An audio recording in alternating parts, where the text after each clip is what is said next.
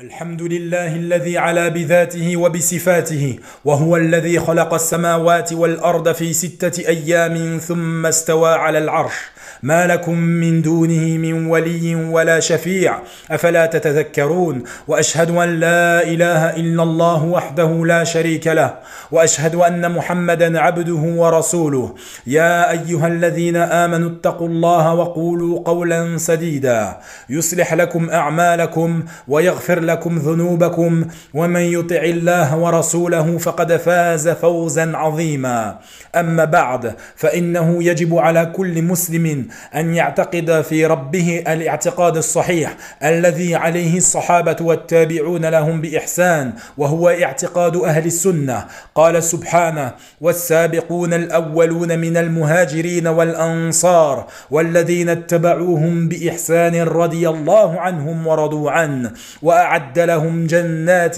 تجري تحتها الأنهار خالدين فيها أبدا ذلك الفوز العظيم. Il convient et il est obligatoire pour chaque musulman d'avoir la bonne croyance en Allah, celle sur laquelle les compagnons et ceux qui les ont suivis avec excellence étaient. Sachez que la croyance des gens de la Sunna est celle qu'Allah subhanahu wa ta'ala récompense. Allah azza wa jal nous dit les tout premiers croyants parmi les immigrés qui sont al-muhajiroun et les auxiliaires qui sont al-ansar et ceux qui les ont suivis en toute vertu. Allah les agrée et il l'agrée. Il a préparé pour eux des jardins sous lesquels coulent les ruisseaux et ils y demeureront éternellement. Voilà l'énorme succès. Aucune autre croyance n'est acceptée d'Allah excepté celle sur laquelle le prophète sallallahu alayhi wa sallam et ses compagnons étaient. Cette croyance est celle des gens de la Sunna et celle des savants de la Sunna. أسأل الله أن يحيينا على اعتقاد أهل السنة وأن يميتنا على ذلك إنه الرحمن الرحيم. Je demande à Allah qu'il nous accorde une vie sur cette croyance et qu'il nous accorde une mort sur elle. Et il est certes le miséricordieux, le très miséricordieux. Certes la croyance des gens de la Sunna est celle que nous enseigne le livre d'Allah et la Sunna authentique du messager d'Allah est celle sur laquelle les pieux prédécesseurs se sont rassemblés. وهو أن الله فوق مخلوقاته قال سبحانه أأمنتم من في السماء أن يخسف بكم الأرض فإذا هي تمور. Elle est le fait de croire à l'élévation d'Allah, qu'Allah est au-dessus de sa création. Il nous dit Jalla fi'ula, êtes-vous à l'abri que celui qui est au ciel vous enfouisse en la terre et voici qu'elle tremble. وقال سبحانه إليه يسعد الكلم الطيب والعمل الصالح يرفعه ومعنى أنه يسعد إليه أنه فوق المخلوقات سبحانه لذا صعد إليه. Vers lui monte la bonne parole et il élève haut la bonne action, c'est-à-dire qu'il est au-dessus de ses créatures et c'est pour cela qu'elle monte vers lui. وأخرج مسلم من حديث معاوية ابن الحكم السلمي أنه لما أراد أن يعتق جارية له مملوكة أتى بها إلى النبي صلى الله عليه وسلم فقال لها النبي صلى الله عليه وسلم أين الله؟ قالت في السماء. قال من أنا؟ قالت أنت رسول الله. قال أعتقها فإنها مؤمنة. Muslim rahimahullah nous rapporte un hadith de Muawiyah ibn Hakami al-Sulami. Lorsqu'il voulut expier son erreur en affranchissant sa servante, il vint au prophète sallallahu alayhi wa sallam avec elle et il dit, le prophète sallallahu alayhi wa sallam à la servante, où est Allah? Elle lui répondit, au-dessus du ciel. Puis il dit, qui suis-je? Elle lui dit, tu es le messager d'Allah. Il ordonna son affranchissement car elle était croyante. Elle avait donc la bonne croyance. Wa ma'na fi as-sama ay annahu fawqa as-sama wa fawqa al-makhluqat kama qala subhanahu qul siru fil ard ay 'ala al-ard.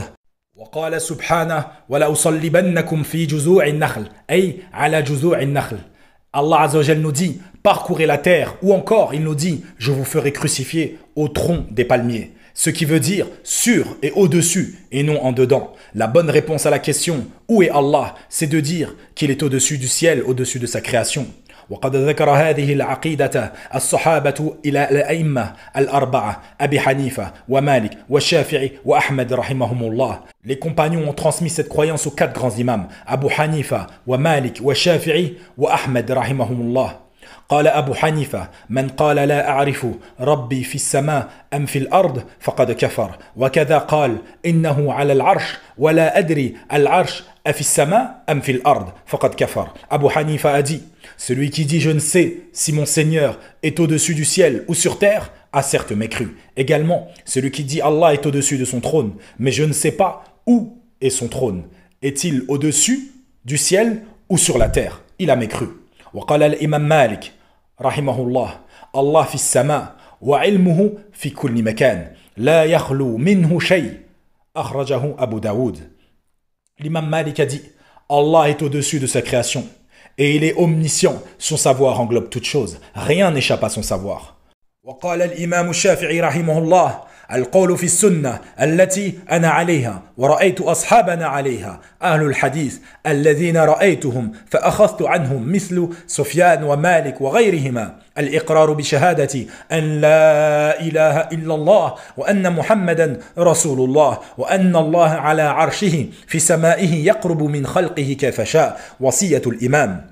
Al-Imam al-Shafi'i rahimahullah a dit la parole des gens de la sunna sur laquelle je suis et j'ai vu mes compagnons sur celle-ci et les savants du hadith de qui j'ai pris la science comme Sufyan wa Malik et d'autres encore l'attestation qu'il n'y a de divinité méritant l'adoration en dehors d'Allah et que Muhammad est le messager d'Allah et qu'Allah est au-dessus de son trône au-dessus du ciel et qu'il le rapproche de sa création comme il le veut. وقال الإمام أحمد ابن حنبل رحمه الله في رد على الجهمية وقد أخبرنا أنه في السماء فقال أأمنتم من في السماء أن يخسف بكم الأرض.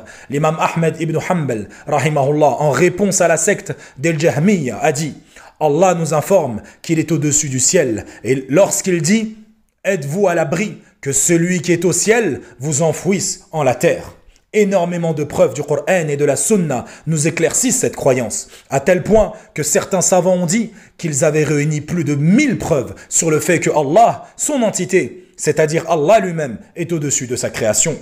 Et sachez que l'élévation d'Allah tabaraka wa ta'ala au-dessus de sa création ne contredit pas son omniscience, le fait qu'il sache tout et que sa science englobe toutes choses, sur terre et dans le ciel, et qu'il sait ce qui était et ce qui sera. Qala Allah ta'ala Inna Allah bi kulli shay'in alim. Certes, Allah est omniscient. Wa qala ta'ala ya'lamu ma bayna aydihim wa ma khalfahum. Il connaît leur passé et leur futur. Malgré la clarté et l'explicité de ces preuves qu'Allah est élevé, les gens de l'innovation ont dévié dans cela et ils ont été la cause que beaucoup de gens de la masse des musulmans s'égarent avec eux. Ils dirent des paroles en contradiction totale avec les gens de la sunna. Parmi celles-ci, ils renient qu'Allah est au-dessus de sa création. Ils dirent Allah est partout, jusqu'à même pour certains dire Allah est dans ses créatures. Et ceci est une croyance abjuriante, qu'Allah nous en préserve.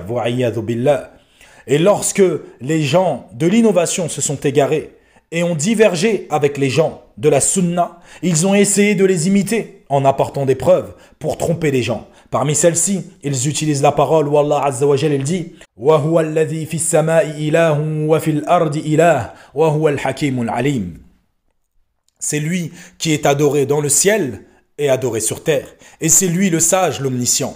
Qalu Allahu fi as-sama' wa fil ard. Ils dirent par rapport à ce verset Allah est dans les cieux et sur la terre. Alhamdulillah, alhamdulillah, les gens de la sunna ont répondu à leurs ambiguïtés. Et ils ont dit ce verset veut dire c'est lui Allah, la divinité, adoré dans les cieux par les créatures qui y vivent. Et c'est lui Allah, adoré sur terre par les créatures qui y vivent. Quant à Allah lui-même, il est au-dessus de sa création, comme précédemment cité avec preuve. Également, parmi les preuves mal comprises des gens de l'innovation, pour justifier leur égarement, qu'Allah est partout et il n'est pas au-dessus de sa création. Ils prennent la parole d'Allah Azza wa Jal. ما يكون من نجوى ثلاثة إلا هو رابعهم ولا خمسة إلا هو سادسهم ولا أدنى من ذلك ولا أكثر إلا هو معهم أينما كانوا. Pas de conversation secrète entre trois sans qu'il ne soit leur quatrième, ni entre cinq sans qu'il ne soit leur sixième, ni moins ni plus que cela, sans qu'il ne soit avec eux là où ils se trouvent. Ils dirent, ceci est une preuve qu'Allah est partout. Quel égarement de leur part. Les gens de la sunna ont répondu à cette ambiguïté. Et ils ont dit, ce verset fait référence à son omniscience, que son savoir englobe toute chose. Il sait ce que chaque créature fait, et son savoir englobe tout endroit. ويدل لذلك أن الله ابتدأ الآية بالعلم فقال ألم تر أن الله يعلم ما في السماوات وما في الأرض ثم اختتم الآية بالعلم فقال إن الله بكل شيء عليم. فإذا معنى الآية أن الله فوق المخلوقات لكنه يعلم ما يفعله عباده. Et ce qui confirme cette explication, c'est que Allah a commencé le verset par la science. Il dit, ne vois-tu pas qu'Allah sait ce qui est dans les cieux et sur la terre. Puis il finit ce verset par, car Allah est omniscient. Il nous est obligatoire de connaître la croyance authentique, celle sur laquelle les gens de la sunna et du groupe, du consensus. Je vous conseille de lire le précieux livre résumé qui n'est autre que Al-Aqidatul Wasatiyya de l'éminent savant Al-Shaykh Al-Islam Ibn Taymiyyah rahimahullah. Il contient une explication claire de la croyance des sunnites, des gens de la sunna. Également le livre Mi'ata Su'al wa Jawab fil Aqida, traduit en français au titre La croyance du musulman, 200 questions-réponses, du Shaykh Al-Hafiz Al-Hakami rahimahullah. Ces deux ouvrages, vous les trouverez même sur internet. Allahumma ilahana ahina ala at-tawhid wa sunnah wa amitna ala at-tawhid wa sunnah waj'alna nalqaka wa anta radin 'anna innaka anta ar-rahmanur rahim. الحمد لله الذي اختص من خلقه من أحب فهداهم للإيمان واختص من أهل الإيمان من أحب فعلمهم الكتاب والحكمة والفقه في الدين ورفعهم درجات فوق سائر المؤمنين وأشهد أن لا إله إلا الله وحده لا شريك له وأشهد أن محمدا عبده ورسوله صلى الله عليه وعلى آله وصحبه وسلم تسليما كثيرا أما بعد Ibadullah, certes les savants de l'islam ont un rang élevé, à tel point qu'Allah a uni leur attestation de son unicité à son attestation lui-même, et celle des anges rapprochés. Allah Azza wa Jal nous dit « Shahidallahu annahu la ilaha illahu wal malaikatu wa ulul ilmi qa'iman bil qist la ilaha illahu al azizul hakim » Allah atteste ainsi que les anges et les doués de science qu'il n'y a point de divinité méritant d'être adorée à part lui. Le mainteneur de la justice, point de divinité à part lui, le puissant, le sage. Le prophète sallallahu alayhi wa sallam considère les savants comme les dignes héritiers des prophètes, car les prophètes n'ont d'autres héritiers que les savants. Ils sont de ceux qui n'ont d'héritage que leur savoir, leur science, même pour leur père ou même leur fils. Car ils n'héritent pas de dirham ni de dinar, mais ils héritent du savoir. فقال صلى الله عليه وسلم إن العلماء هم ورثة الأنبياء إن الأنبياء لم يورثوا دينارا ولا درهما إنما ورثوا العلم فمن أخذه أخذ بحظ وافر. Rawahu Ahl Sunan. Le prophète sallallahu alayhi wa sallam a dit, certes les savants sont les héritiers des prophètes, et les prophètes n'ont pas laissé comme héritage de dinar ou de dirham, mais ils ont laissé la science et la prophétie. Celui qui l'apprend aura pris une part importante.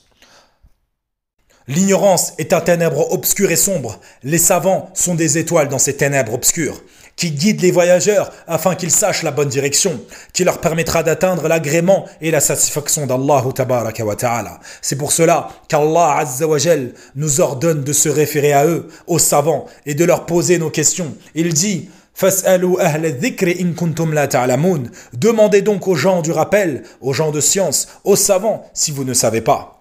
Nous ne profitons réellement et pleinement des savants que si leur position est établie dans nos cœurs. Le prophète sallallahu alayhi wa sallam a ordonné de les révérer. Il dit sallallahu alayhi wa sallam fait partie de la vénération que l'on doit avoir pour Allah Azza wa Jal, le fait d'honorer le musulman aux cheveux blancs, celui qui porte le Coran sans excès ni laxisme, ainsi que de montrer de la considération et du respect envers les sultans. Et parmi les grands dangers d'ignorer leur rang en islam, le prophète sallallahu alayhi wa sallam se désavoue de celui qui ne leur accorde pas leurs droits et ne respecte pas leur rang. Et il dit sallallahu alayhi wa sallam, ne fait pas partie de nous celui qui n'honore pas notre grand, ne se montre pas miséricordieux envers nos petits et ne reconnaît pas la valeur, le droit de nos savants. Ibadullah, Les savants sont loués et honorés dans le Coran et la Sunna. Ils sont les savants enracinés dans la science, qui appliquent et enseignent. Quant aux ignorants qui prétendent la science ou les prédicateurs d'innovation et d'égarement, ils ne méritent que l'on s'écarte d'eux et que l'on mette en garde contre eux, pour que les croyants ne les suivent pas et ne tombent pas dans leurs égarements, et périssent là où ils pensaient être sauvés, et qu'ils souffrent là où ils pensaient être heureux, et qu'ils s'égarent là où ils ne demandaient qu'à être guidés. Les savants de la Sunna sont tels que le soleil pour cette planète, la santé pour le corps, et qui peut se passer du soleil ou de la santé? Si personne ne succède à nos savants, ils prendront à leur tête des ignorants égarés et égareurs. Comme il est dit dans le hadith du prophète sallallahu alayhi wa sallam, lorsque l'ignorance se propage et que la science se fait rare, la croyance et le bon comportement disparaissent. Ceci est le signe d'une catastrophe et l'avènement de l'heure. Le prophète sallallahu alayhi wa sallam a dit, parmi les signes précurseurs de l'heure, la disparition du savoir, l'apparition de l'ignorance et de la fornication. Muttafaqun alayhi. Parmi les sagesses d'Allah subhanahu wa ta'ala sur l'humanité est qu'il ne retire pas la science des poitrines, mais il la reprend en rappelant les gens de science vers lui, comme nous l'a informé notre prophète bien-aimé sallallahu alayhi wa sallam. Il convient donc à nous tous, communauté de l'islam, de revenir vers les savants pour apprendre et comprendre cette belle religion, et aux jeunes en particulier, de profiter de leur jeunesse, leur temps libre, leur santé, leur force, et qu'ils se rassemblent autour du reste des savants sunnites, avec empressement, sincérité et intention sincère, afin que le bien continue et ne soit interrompu. قال سلمان رضي الله عنه لا يزال الناس بخير ما بقي الأول حتى يتعلم الآخر فإذا ذهب الأول قبل أن يتعلم الآخر فذاك حين هلكوا رواه أحمد في الزهد. Salman nous dit رضي الله عنه, les gens ne cesseront d'aller bien tant que les premiers sont là jusqu'à ce que les derniers apprennent, car si les premiers partent, c'est-à-dire meurent avant que les derniers n'apprennent, à ce moment-là ils périront. اللهم أعز الإسلام والمسلمين وذل الشرك والمشركين واحمِ حوزة الدين وانصر عبادك الموحدين. اللهم آمنا في أوطاننا وأصلح أئمتنا وولاة أمورنا. اللهم وفق إمامنا بتوفيقك وأيدهم بتأييدك وارزقهم البطانة الصالحة الناصحة يا رب العالمين. اللهم أصلح لنا ديننا الذي هو عصمة أمرنا وأصلح لنا دنيانا التي فيها معاشنا وأصلح لنا آخرتنا التي إليها معادنا. اللهم اجعل الحياة زيادة لنا من كل خير واجعل الموت راحة لنا من كل شر يا رب العالمين. اللهم أصلح أحوال المسلمين في كل مكان برحمتك يا أرحم الراحمين.